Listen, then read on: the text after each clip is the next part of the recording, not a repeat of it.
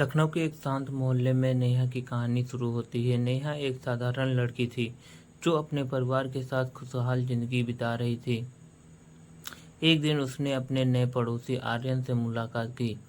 आर्यन एक रहस्यमय लड़का था जो हाल ही में उनके मोहल्ले में आया था। उनकी आंखों में एक अनकहा दर्द छुपा था जिसने नेहा को उसकी ओर खींचा। नेहा और आर्यन के बीच जल्दी ही दोस्ती होने लगी। आर्यन अक्सर नेहा को अपनी किताबों के बारे में बताता और नेहा को उसकी बातों में गहराई रुचि हो गई। धीरे धीरे आर्यन ने नेहा को अपनी ज़िंदगी की दुख भरी कहानी सुनाई। उसने बताया कि कैसे उसने बचपन में अपने माता पिता को खो दिया था और अब वह अकेला था। इसने नेहा के दिल को छू लिया।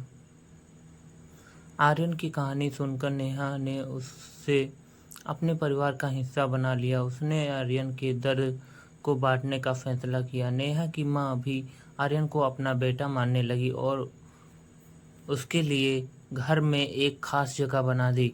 यह दोनों के जीवन में नया मोड़ लाया। समय के साथ नेहा और आर्यन के बीच का रिश्ता गहरा होता गया। दोनों ने एक दूसरे के साथ अपने सुख दुख साझा किए, लेकिन फिर एक दिन एक बड़ा रहस्य खुला जिसने इसको और भी जटिल बना दिया।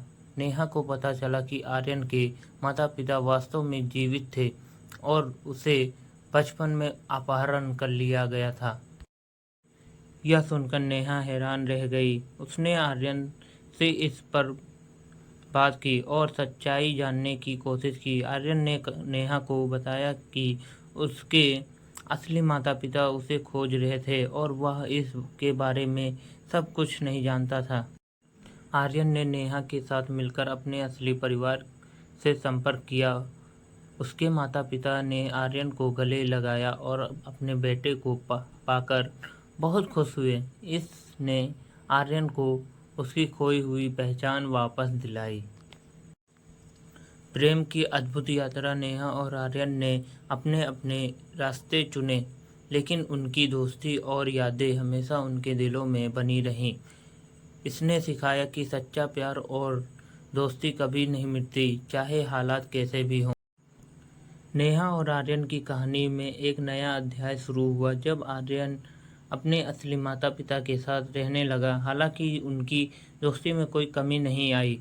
आर्यन अक्सर नेहा से मिलने आता और दोनों अपने जीवन की नई घटनाओं के बारे में बातें करते। इसने दोनों के जीवन में एक स्थायी प्रभाव छोड़ा।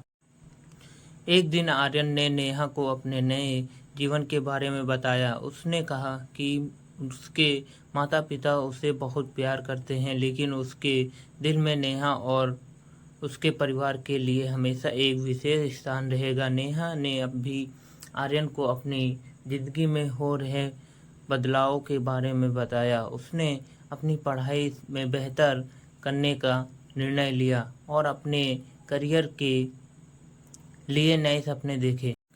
शहर बदलने के बाद नेहा ने नए स्कूल में दाखिला लिया और नए दोस्त बनाए। हालांकि उसकी और आर्यन की दोस्ती में कोई कमी नहीं आई। वे अक्सर फ़ोन पर बातें करते और एक दूसरे की ज़िंदगी की खुशियों और परेशानियों को साझा करते। इसने उन्हें सिखाया कि सच्ची दोस्ती दूरियों पर निर्भर नहीं करती।